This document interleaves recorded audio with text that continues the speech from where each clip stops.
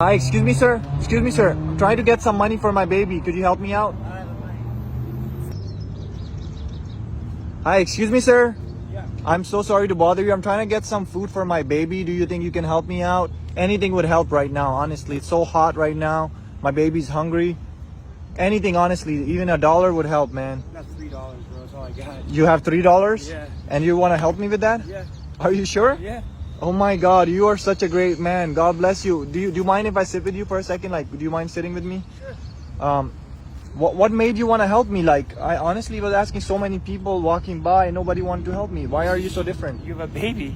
Yeah, of course, but people don't realize that the baby needs food, but they still walk by and they ask me to get a job or something. Well, I know what it's like, man. I know what it's like to be struggling out here on the streets.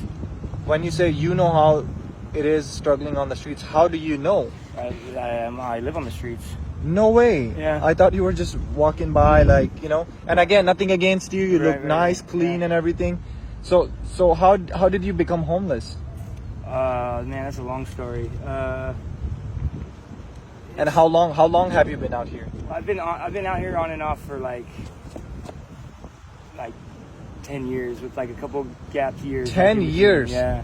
Wow. And how did this happen? So we're in 2024. Yeah. And did this happen in 2011? Something like that. I started staying with my dad in 2011. He wanted me to, in order to stay with him, I had to either go to school or work. And at the time, I wanted to go to school. Wait, so when you're living with your dad, how old were you? I was like 24. Yeah. Yeah. So your dad gave you a choice: go Yeah. to school, Go to work. or go to work. Yeah. What was your reaction to that?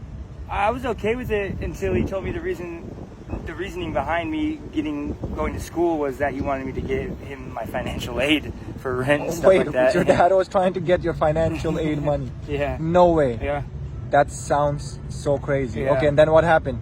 I did not give him the financial aid money. You did not. No, and so So he let you rather be on the streets. Yeah. What kind of dad is that? He's not a good dad. He was a bad dad all my Wow. life. So and that's the main reason why I didn't do it, because why should I help him out if he didn't even want to help me out? You know what I mean? Like, Right. That's how I felt. And instead of giving you a choice, Yeah. he could have told you, like, look, you have to work. Yeah. We can both work it together, Yeah, pay the exactly. bills, Exactly, pay the yeah. rent together, and live a peaceful life. Yeah.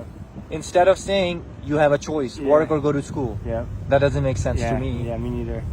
So I ended up being on the streets from then. I got lucky with another buddy of mine. I was on the streets for like 2 years after that, out in Rancho Cucamonga, Okay. and that's where I kind of grew up. And I had a friend of mine let me, and at the time my nephew and my mom actually became homeless from other circumstances. Oh wow! So your mom had some difficult problems, Yeah, and she was nephew. Yeah, she's is the the nephew guardian. living with the. with his grandma, my mom. Yeah. Okay. She had guardianship of him, and he's sick too. Okay. Yeah. So we all ended up on the streets at the same time, like just coincidentally. And I had a buddy of mine that let us stay in his garage for like a good year without letting his family know that we were staying Wow, that sounds like an angel, bro. Yeah, we need yeah. more people like your there. friend. Yeah, but he passed That's away. amazing. Yeah, Oh my He God. was a diabetic, and I am so sorry, he was my man. He best sounds friend, like a great man. Like he what was he good. was doing is let you stay 1 year Yeah. in the garage, rent free, and Yeah, everything. yeah. Wow, that's probably amazing. could have stayed longer had we not got caught. Wow. But yeah. So after- the family caught you guys? Yeah. And what happened? Did They just basically said we had to leave. We couldn't stay there anymore. They weren't mad or anything like that. They just Okay. they just told us to leave. Basically, they were very they were hardcore Christians. That's And so, amazing. yeah. That's amazing. It's good. It's hard to find good people Yeah, you're right. around us. So what happened with your mom and nephew? So after we were out of that garage, we were actually living in our car for a couple months, and we got lucky again, and we were able to move into an apartment. But we were in this apartment with like 5 or 6 other people, and it was a 1-bedroom apartment. 6 people in 1-bedroom Yeah, apartment. yeah. It sounds like more like LA. Yeah, It happens all the time. It was terrible. It was terrible, but it was a place to live, you know. Yeah, at least you had a Yeah. roof under. I mean, a shelter. Yeah. And so then my grandmother, my mom's mom, she offered to give us an apartment as long as, after 1 year, she would pay for it for a year, and after that, then we had to take care of it.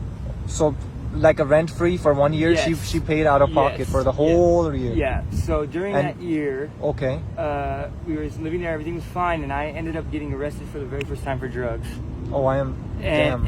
And the oh. cops, being cops, they said if I didn't give up my dealer's name or whatever, they were going to tell the management or something like that. And they ended up telling the management that I wasn't supposed to be living there at the time. I was not on the lease. Wow. So we all got kicked out of there. And that's when we moved out here to Colton. And the reason why we moved out to Colton was because my nephew needed to be close to the hospital because he has a disease called hydronephrosis.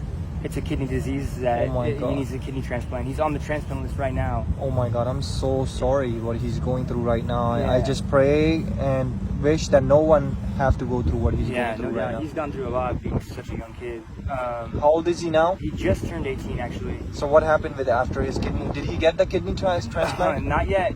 Actually, like 2 weeks ago or 3 weeks ago, something like that, they called and they said that they had a kidney and to be ready in 2 hours for the call. Because when you get a call for that, you have to be ready to go and be there as fast as possible. Well, I guess the person who had passed away, that the kidneys were going to go to my nephew, or the kidney was going to go to my nephew.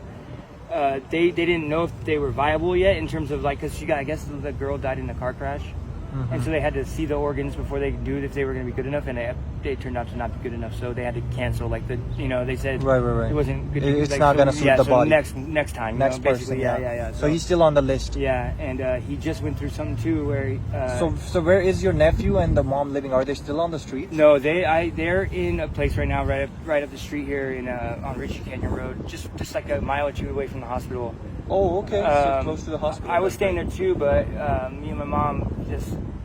If I stay with my mom for too long, we just get at each other's like throats. You know what I mean? Like I can't. I love my mom. She's super cool, but for whatever reason, we just can't live together. You know what I mean? Is that because of how you are and what you do, or? No, well, maybe. She never said anything like that, but I mean, I'm sure it probably is.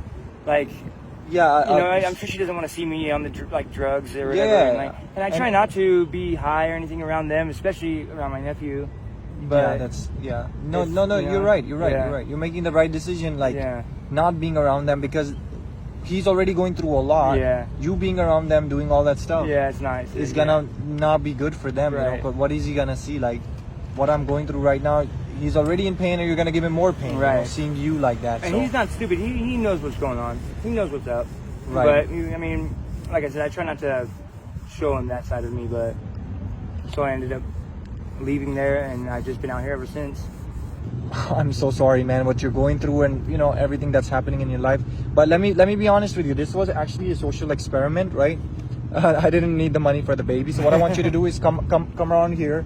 I want you to come and see my baby right here. This is not a baby. This is actually for you $100,000, man. What? Are you serious? Yeah, man? I'm serious. Since you decided to help me out, man, I want to leave you with this. You can take the stroller with you, or I'll bring a bag and put the cash in there. You can just walk away with it. This is real? This is real. Yeah, this is real. You can touch it and feel it. It's real money, man. Wow. Thanks, man. That's amazing, dude. It's gonna help so much, man.